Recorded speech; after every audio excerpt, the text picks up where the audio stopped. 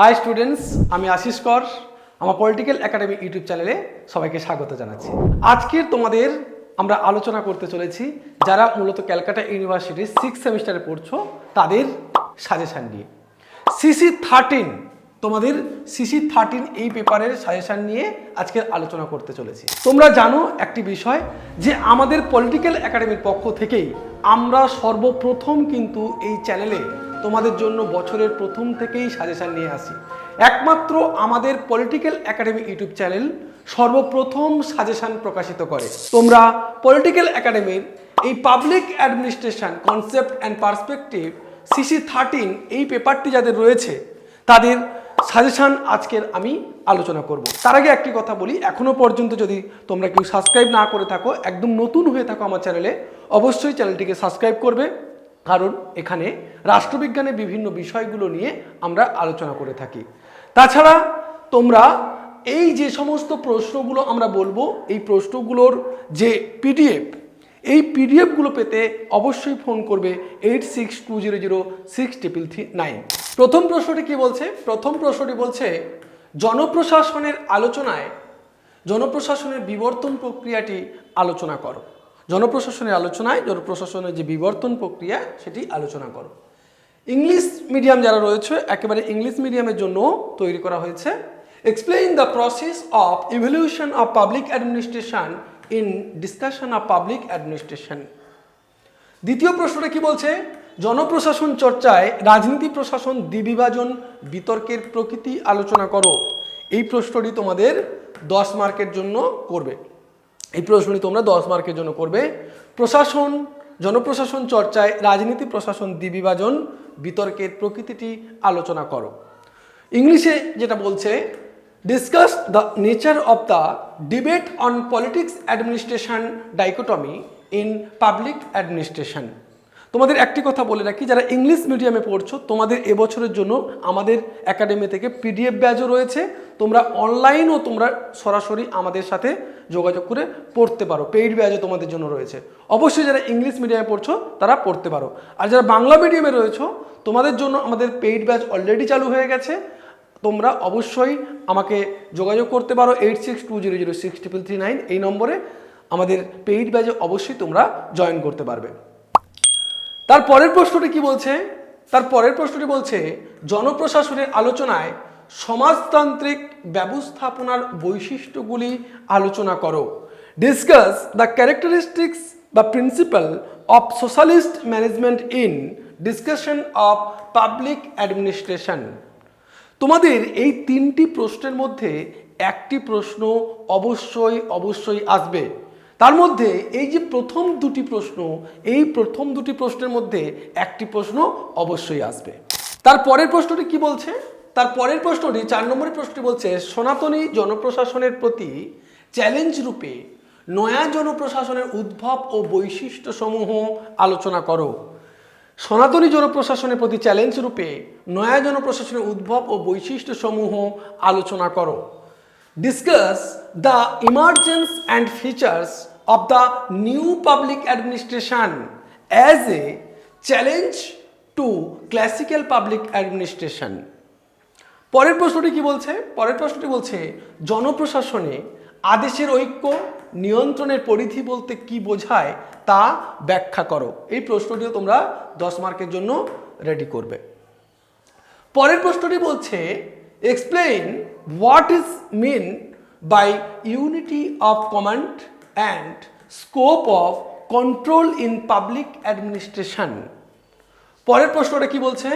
জনপ্রশাসনে কেন্দ্রীকরণ ও বিকেন্দ্রীকরণ বলতে কি বোঝায় তার বৈশিষ্ট্যগুলি আলোচনা করো। জনপ্রশাসনে কেন্দ্রীকরণ ও বিকেন্দ্রীকরণ বলতে কি বোঝায় তার বৈশিষ্ট্যগুলি আলোচনা করো। বলছে what is mean by the centralization and decentralization in public administration. Discuss its features. Discuss its features. আবারও বলছি, যারা ইংলিশ মিডিয়ামে রয়েছো তোমরা বা যারা বাংলা মিডিয়ামে রয়েছো তোমাদের জন্য আমাদের একাডেমি থেকে পেইড ব্যাচ শুরু হয়েছে। তোমরা অবশ্যই পেইড ব্যাচে জয়েন করার জন্য 8620063339 এই নাম্বারে অবশ্যই যোগাযোগ করবে।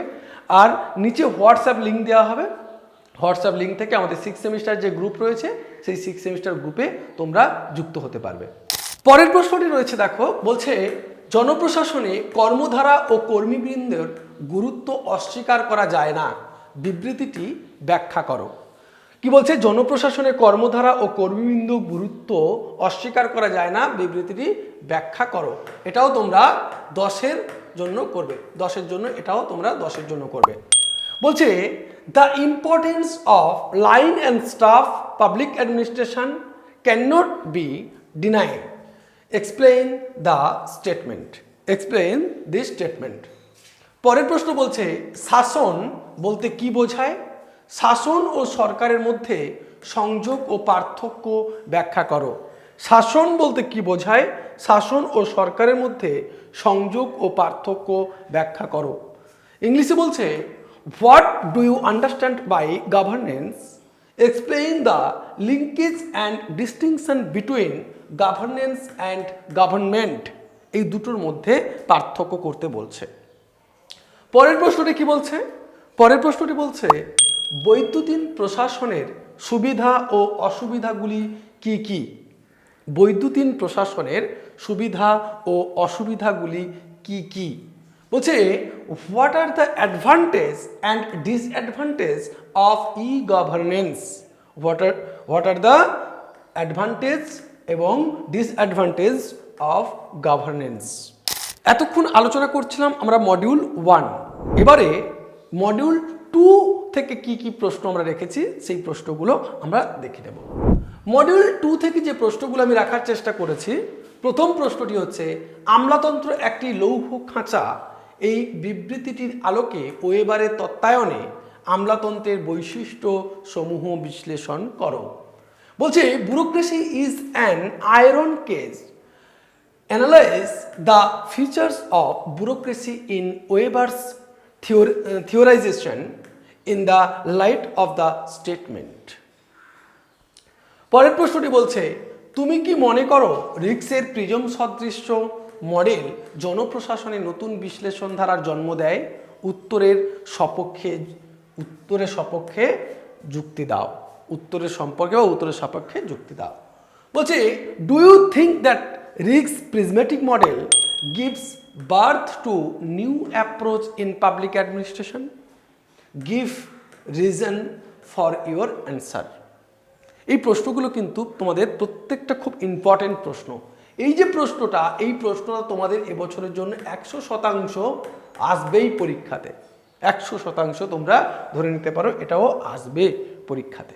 এই দুটো প্রশ্নের মধ্যে একটা তো আসবেই, এই প্রশ্নটি 100% তোমাদের পরীক্ষাতে পড়বে। তোমাদের রিক্সের যে প্রশ্নটি বললাম, এই রিক্সের প্রশ্নটি অথবা অর হিসেবে এরকম প্রশ্ন ঘুরিয়ে পড়তে পারে, উন্নয়নশীল দেশসমূহের প্রশাসনিক বিশ্লেষণে সালা মডেলের ভূমিকা ব্যাখ্যা করো, সালা মডেলের ভূমিকা ব্যাখ্যা করো। Explain the role of the sala model in analysing the administration in developing countries, এরকমভাবেও প্রশ্নটা পড়তে পারে। তারপরের যে প্রশ্ন রয়েছে বলছে সিদ্ধান্ত গ্রহণ প্রক্রিয়ায় যোগাযোগ ও নিয়ন্ত্রণ কেন গুরুত্বপূর্ণ তা উদাহরণ সহ আলোচনা করো। সিদ্ধান্ত গ্রহণ প্রক্রিয়ায় যোগাযোগ ও নিয়ন্ত্রণ কেন গুরুত্বপূর্ণ তা উদাহরণ সহ আলোচনা করো। কি বলছে discuss with examples why communication and control are important in the process of decision making. পরের প্রশ্নটি কি বলছে, পরের প্রশ্নটি বলছে জননীতি তত্ত্বে মডেলের গুরুত্ব কি। খুব গুরুত্বপূর্ণ প্রশ্ন, এটাও তোমাদের 100% এই প্রশ্নটিও আসবে। জননীতি তত্ত্বে মডেলের গুরুত্ব কি, এ প্রসঙ্গে জননীতির মূল মডেলগুলি সংক্ষেপে আলোচনা করো। বলছে what is the importance of model in the theory of public policy. In this context, briefly discuss the major models of public policy.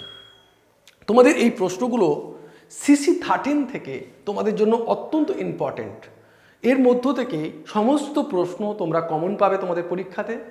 আরেকটি কথা বলবো, যদি তোমরা পেইড ব্যাচে আমাদের জয়েন করতে চাও তাহলে অবশ্যই আমাদের সাথে যোগাযোগ করবে।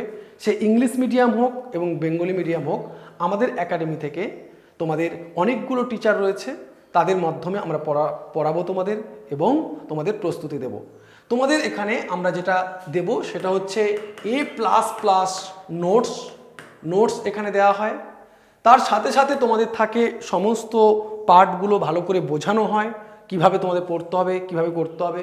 তার সাথে সাথে যেটা এবছরের জন্য আরও ইনক্লুড করা হচ্ছে তোমাদের কিছু কিছু নির্দিষ্ট টিপস, কিভাবে তোমাদের পরীক্ষা প্রস্তুতি নিতে হবে, কীভাবে পড়বে ভালো করে, সেগুলোও তোমরা আমাদের এই একাডেমি থেকে অবশ্যই পেয়ে যাবে। তাই দেরি না করে অবশ্যই ফোন করো 8620063339 এই নম্বরে। বাংলা মিডিয়াম এবং ইংলিশ মিডিয়াম উভয়ের জন্য কিন্তু আমরা পেইড ব্যাচ শুরু করেছি। থ্যাংক ইউ, সবাই ভালো থাকবে।